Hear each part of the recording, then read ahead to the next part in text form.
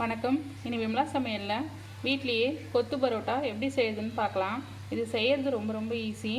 இது நான் வீட்டில் செஞ்ச பரோட்டாவில் தான் செஞ்சுருக்கேன். நீங்கள் வீட்டில் செஞ்சுட்டு இந்த மாதிரியே செய்யலாம். அப்படி இல்லைன்னா கடையில் வாங்கிட்டு இந்த மாதிரி வீட்லேயே கொத்து பரோட்டா செய்கிறதா இருந்தாலும் செய்யலாம். கடையில் எந்த அளவுக்கு சுத்தமாக செய்வாங்க தெரியாது. நம்மளே வீட்டில் குழந்தைங்களுக்கு செஞ்சு தந்தால் சுத்தமாகவும் இருக்கும், உடம்புக்கும் ரொம்ப நல்லது, குழந்தைங்களும் விரும்பி சாப்பிடுவாங்க. டேஸ்டியான கொத்து பரோட்டா வீட்லேயே எப்படி செய்யுதுன்னு பார்க்கலாம். ஒரு தவாவில் 2 ஸ்பூன் ஆயில் போட்டுக்கிறேன். ஒரு வெங்காயம் நீட்டாக கட் பண்ணி வச்சுருக்கேன், அதை சேர்த்துக்கலாம்.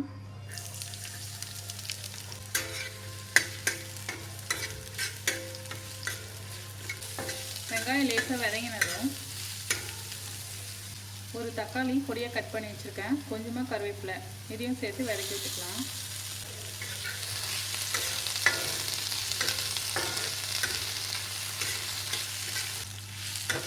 தக்காளி போட்டு லேசாக வதக்கினா போதும், ரொம்ப வதக்க வேண்டியதில்லை. கொஞ்சமாக உப்பு சேர்த்துக்கலாம். ஆல்ரெடி பரோட்டாலையும் உப்பு இருக்கும், சிக்கன் குழம்புலையும் உப்பு இருக்குது, அதனால் வெங்காயத்துக்கு மட்டும் உப்பு போட்டுக்கோங்க. கொஞ்சமாக தனியாத்தூள், 1/4 ஸ்பூன் மிளகாய்த்தூள். குழம்புலையும் காரம் போட்டிருக்கேன், வெங்காயத்துக்கு மட்டும்தான் இப்போ காரம் சேர்த்துருக்கேன். காரம் அதிகமாக போட்டிங்கன்னா அந்தளவுக்கு நல்லா இருக்காது. நம்ம குழம்புல இருக்கிற காரம் வேறு இருக்குது, அதனால் லைட்டாக காரம் சேர்த்தா போதும். மிளகாய் தூள் போட்டு கலந்து விட்டுட்டு 2 முட்டை உடச்சி ஊற்றிக்கலாம்.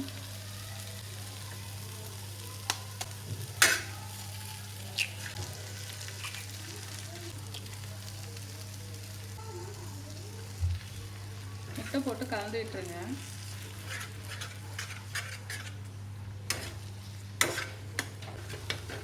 இந்த மாதிரி தூள் பண்ணிட்டு 2 பரோட்டா சின்னதாக புட்டு வச்சுருக்கேன், அதை சேர்த்துக்கலாம். சிக்கன் குழம்பு 1/2 கப் எடுத்துருக்கேன், அதையும் போட்டுக்கலாம்.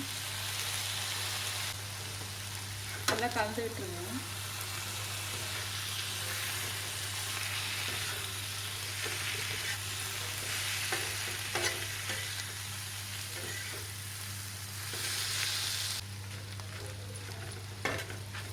குழம்பு போட்டுட்டு நல்லா இந்த மாதிரி கரண்டியில் குத்தி விடலாம்.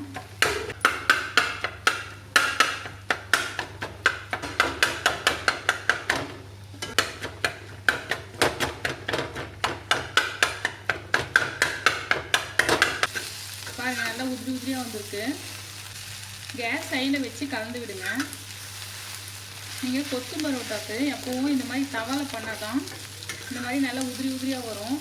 நீங்கள் கடாயில் பண்ணிங்கன்னா குழம்பு போட்ட உடனே அந்த அளவுக்கு இந்த மாதிரி உதிரியாக வராது. நீங்கள் தவாவில் பண்ணால் தான் கடையில் கொடுக்குற மாதிரி இந்த மாதிரி நல்லா வரும். பாருங்கள், சூப்பராக வந்துருக்கு. ஐயில் வச்சு கலந்து விடுங்க.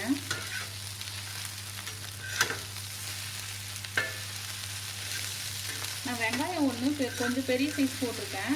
உங்களுக்கு வெங்காயம் அந்த அளவுக்கு வேணான்னா சின்ன சைஸ் வெங்காயம் ஒன்று போட்டுக்கலாம். இந்த அளவு தான் போடணும்னு இல்லை, கம்மியாகவும் அதிகமாகவும் போட்டுக்கலாம். நல்ல வாசனையாக இருக்குது முட்டை போட்டதுனால.